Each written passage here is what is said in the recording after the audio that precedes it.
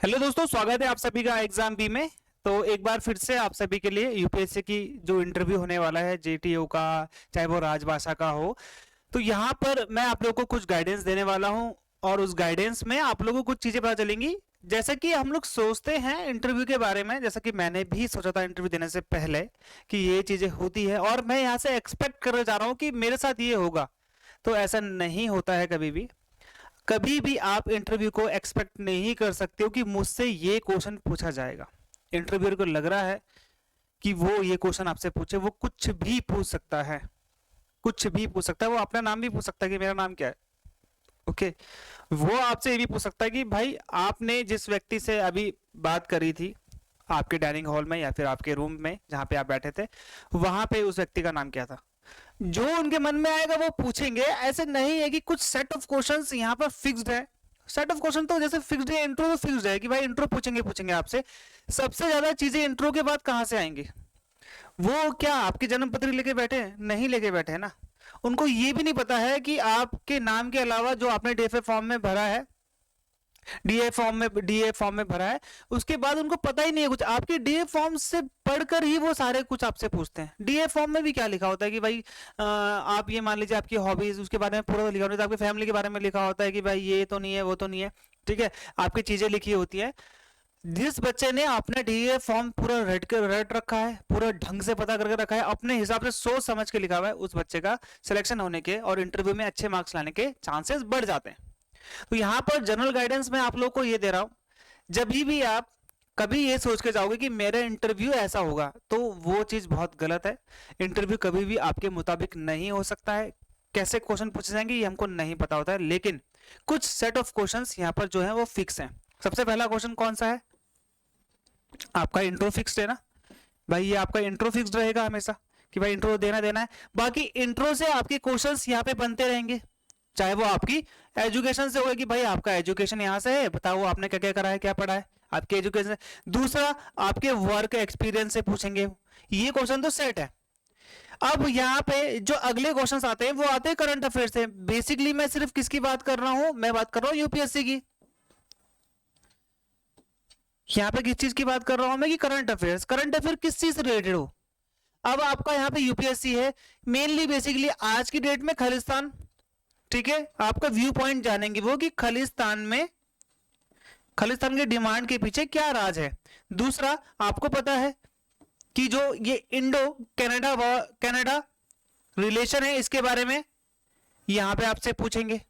ये चीज आप यहां पे ध्यान देना, ये आपका रहेगा। G20 हो चुका है। G20 की क्या क्या है, क्या क्या नहीं है। G20 लास्ट है ना, इस बार G20 मीटिंग लास्ट है, अगली बार G21 हो जाएगा। फिर वो आपसे पूछेंगे भाई इसमें यूरोपियन यूनियन पहले से था, अफ्रीकन यूनियन बाद में आया, अब और कोई यूनियन क्यों, कौन सा आ सकता है, ठीक है। ब्रिक्स काफी चल रहा है न्यूज में, ठीक है, ये पूछेंगे। फिर यहाँ पे आपसे क्या पूछेंगे? एससीओ की मीटिंग भाई, ये पूछ लेंगे आपसे। इंडिया की इकोनॉमी के बारे में, क्योंकि इंडिया की इकोनॉमी हमेशा से ही किसमें रहती है? न्यूज में रहती है, ठीक है। ये क्वेश्चन यहाँ पे सेट है कि भाई ये क्वेश्चन यहाँ पे, इनमें से क्वेश्चन आ सकते हैं, और ये क्वेश्चन हमेशा रहते ही रहते हैं यूपीएससी का। आप कोई सा भी इंटरव्यू दे दो, ऐसा कोई नहीं होगा कि सिर्फ आपसे नॉर्मली बात करी और आपको यहाँ पर छोड़ दिया। आपका करंट अफेयर और आपके एजुकेशन और आपके वर्क से तो बात होगी ही होगी। आपकी फैमिली से रिलेटेड बात बहुत कम करते हैं कि पापा किस में काम करते हैं, ये बहुत कम मैंने जितना कभी सुना है। मैंने खुद के भी जब दिए तो मुझे नहीं पूछा।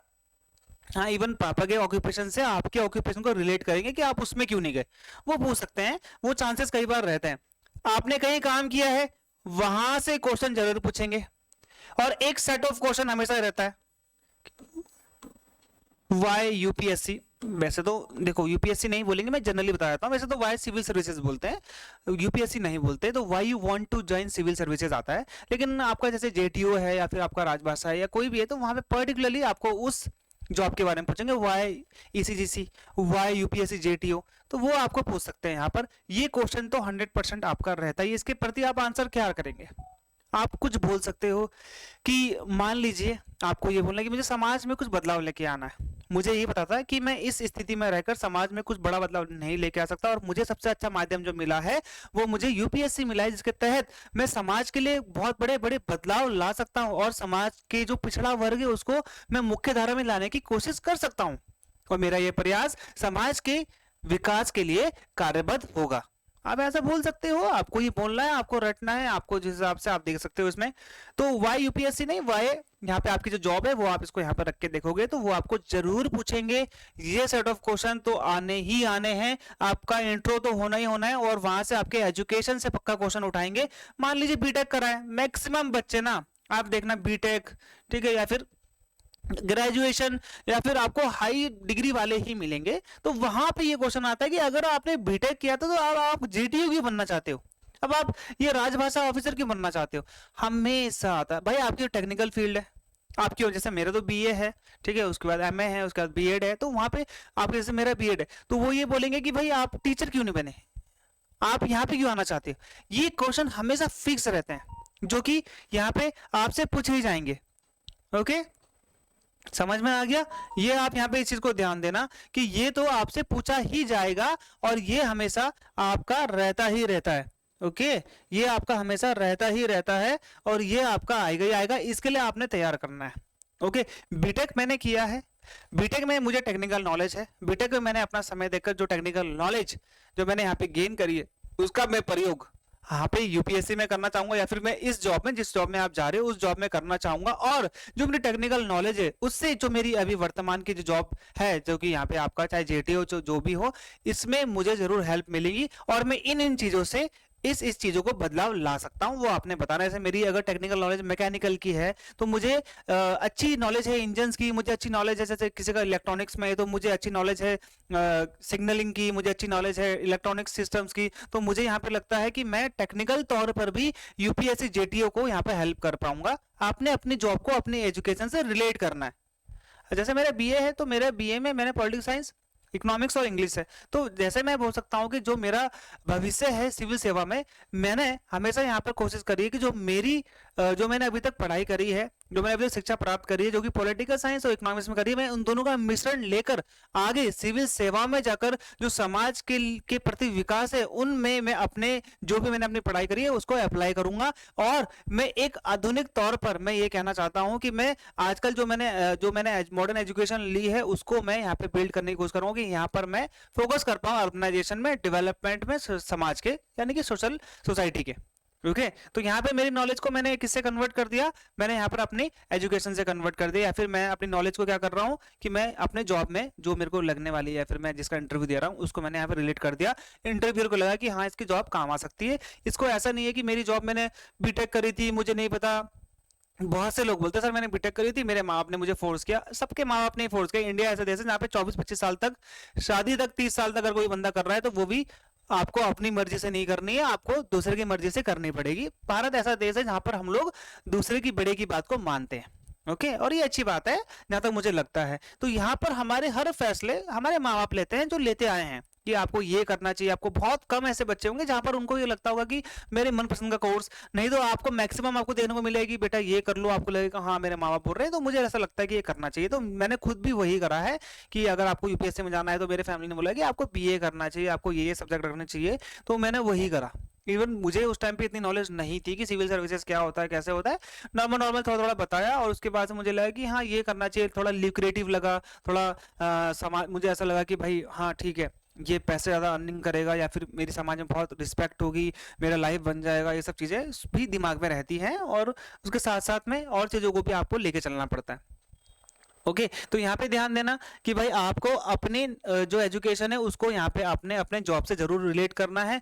ये सेट ऑफ क्वेश्चन है करंट अफेयर, ये सेट ऑफ क्वेश्चन है आपकी एजुकेशन, ये सेट ऑफ क्वेश्चन है आपका वर्क। जैसे मैंने बोला है कि सर मैंने एज अ फैकल्टी काम किया है इंस्टीट्यूट्स में, तो वहां पर ये बोलेंगे कि आजकल तो इंस्टीट्यूट में बहुत ज्यादा पैसे मिल रहे हैं, लोगों को बहुत ज्यादा सैलरी मिल रही है, तो अब आप क्यों सिविल सर्विस की तरफ आना चाहते हो जहां पे आपको बहुत कम पैसा मिलेगा, जहां पे आपको लॉन्ग वर्किंग आवर्स मिलेंगे।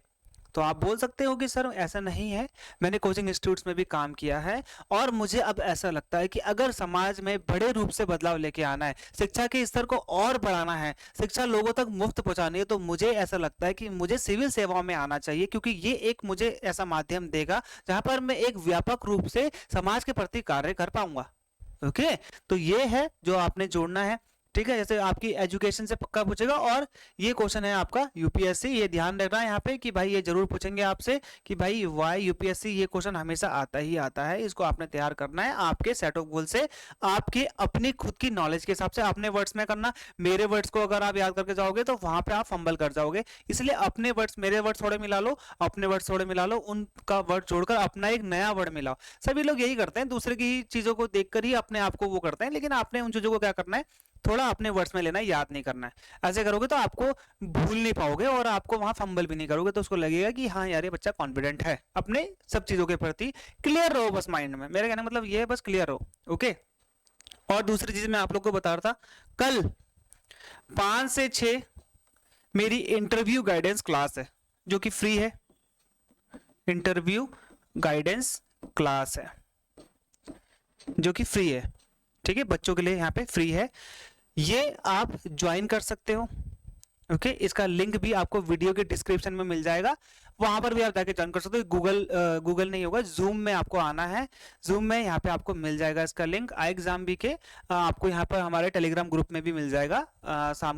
कल शाम को 5 से 6 है, आप लोग सभी गाइडेंस ले सकते हैं, मैं यहाँ पे आपको गाइड कर दूंगा कल के लिए भी, तो यहाँ पर वो चीजें आपने देखनी है। ओके, तो यहाँ पर ये चीजें थी गाइडेंस करने के लिए, और कौन कौन सी चीजों पे आपको वीडियो चाहिए, आपको मैं गाइड कर सकूं, आप लोग थोड़ा यहाँ पे आप इन चीजों को देख पाए, समझ पाए, तो आप लोग मुझे कमेंट में जरूर लिख के बताना।